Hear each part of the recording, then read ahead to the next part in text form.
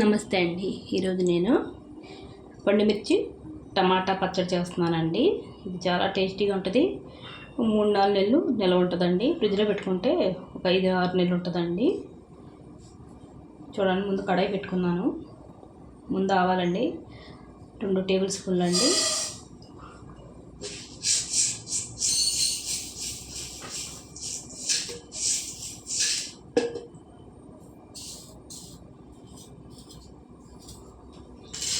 మెంతులండి 1 table spoon అండి. బాగా ఎర్రగా వేసుకుందామండి సిమ్లో పెట్టుకొని.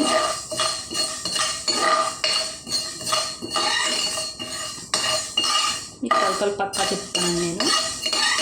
చాలా టేస్టీగా ఉంటుంది. ఇప్పుడు పండుమిరపకాయల సీజన్ కదండి, ఎలాగైనా చేసుకున్నా టేస్టీగా ఉంటుందండి పండుమిరపకాయలతో పచ్చడి.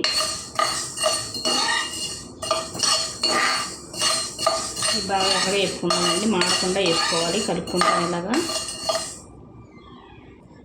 చూడండి, ఆవాలు మెంతులు బాగా ఎర్రగా వేగిపోయండి. మిక్సీ జార్లో తీసేసుకుందాం. చూడండి, కొద్దిగా నూనె వేసుకున్నానండి. పండుమిరపకాయలు వేసుకుందాం. 1/2 కేజీ పండుమిరపకాయలండి.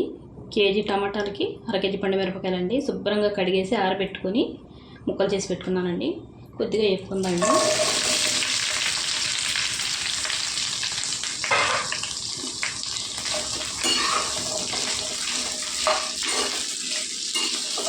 వేసుకుంటే కొద్దిగా చెమ్మ ఏదన్నా ఉంటే పోద్దండి. గట్టిగా ఉండాలండి మిరపకాయలు. తుడాలు అన్నీ ఉన్నాయి, తీసుకోవాలండి. తుడాలు ఉండాలండి మిరపకాయలకి తీసుకున్నప్పుడు. మిరపకాయలేమో గట్టిగా ఉండాలి, అప్పుడే బాగుంటుందండి పచ్చడి. ఇది వేపుకుందామండి. మళ్ళీ పండుమిరపకాయలు వేసిపోయాయండి.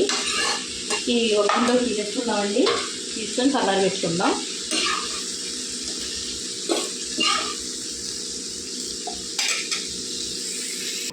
పండుమిరపకాయలు తీసాను కదండి, ఇవిగానండి కేజీ టమాటాలండి. ఇవి శుభ్రంగా కడిగేసి ఆరబెట్టుకొని ముక్కలు చేసుకుని ఉంచుకున్నానండి. వేసుకున్నాం.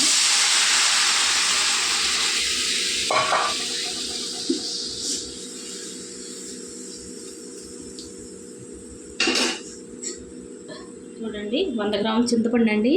శుభ్రంగా ఏరేసి పెట్టుకున్నానండి. ఇవి కూడా ఇప్పుడే వేసుకుందాం, బాగా మగ్గుద్దండి చింతపండు వేసుకుంటే. బాగా కలిపేసి మూత పెట్టుకొని మగ్గించుకుందామండి టమాటాలు.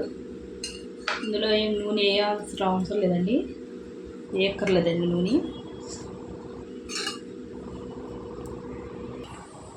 చూడండి, బాగా దగ్గర పడిపోయింది.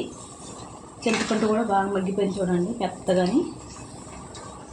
ఇంకొద్దిగా దగ్గర పడితే సరిపోద్దండి. కొద్దిగా దగ్గర పడేలాగా కలుపుకుంటాను, వేపుకోవాలి.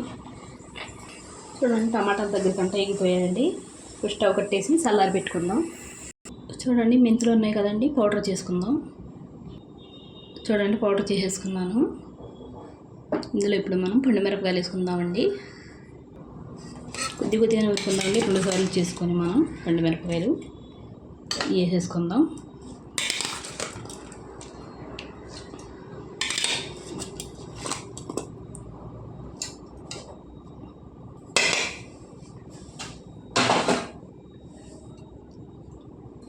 టమాటా కూడా వేసుకుందామండి.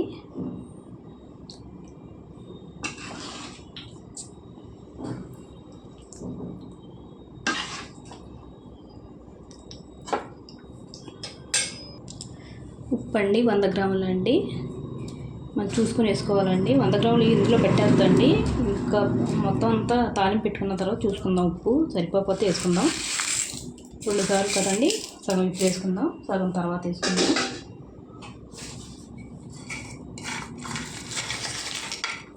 చూడండి, 4-5 ఎల్లుల్లిపాయలండి. ఇందులో కొద్దిగా వేసుకుందాం నూరుకుంటానికి. తర్వాత మళ్ళీ వేసుకుందాం. ఈ నూరుకుందామండి. చూడండి, ఇలా మెత్తగా పట్టుకోవాలండి. కనమాయ కూడా పెట్టేసుకుందాం మనం. చూడండి, మొత్తం అంతా నూరేసుకున్నాను మెత్తగాని. ఇప్పుడు తాలింపు పెట్టుకుందామండి.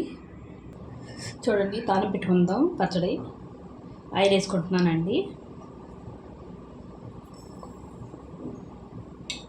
పావు లీటర్ అంటే ఒక పావు కేజీ వేసుకుందామండి.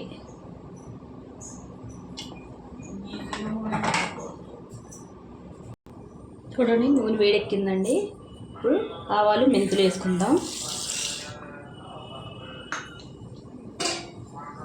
కొద్దిగా ఎగనిద్దామండి.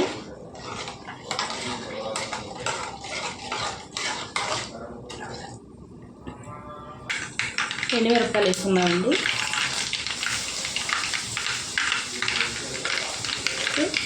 ఎల్లుల్లిపాయలు అండి ఇప్పుడు కొద్దిగా వేసుకోవాలండి.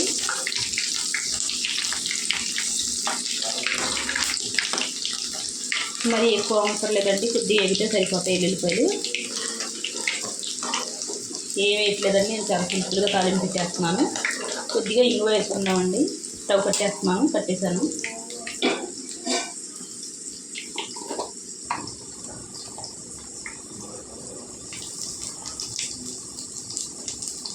ఒక చెంచా అండి ఇంగువ.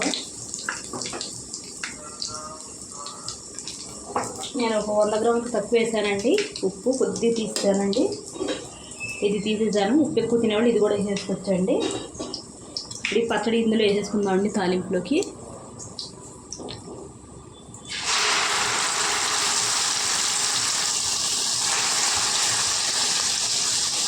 వేడిగా ఉన్నప్పుడే వేసేసుకుందామండి. వేసేసుకొని కావాలండి పచ్చడి ఎంత వేసేసుకుందాం. చూడండి ఇదంతా బాగా నూనెలో కలిసేలాగా కలిపేసుకుందామండి. చూడండి ఇలా నూనె అంతా ఇలా కలిసిపోయేలా కలుపుకోవాలండి. ఇలా కలిపేసుకొని చల్లారిన తర్వాత గాజు సీసాలో పెట్టుకోవాలండి. పచ్చడి చాలా టేస్టీగా ఉంటుంది, కమ్మగాని. ఒకసారి మీరు ట్రై చేయండి. వీడియో నచ్చితే లైక్, షేర్, సబ్స్క్రైబ్ చేసుకోండి.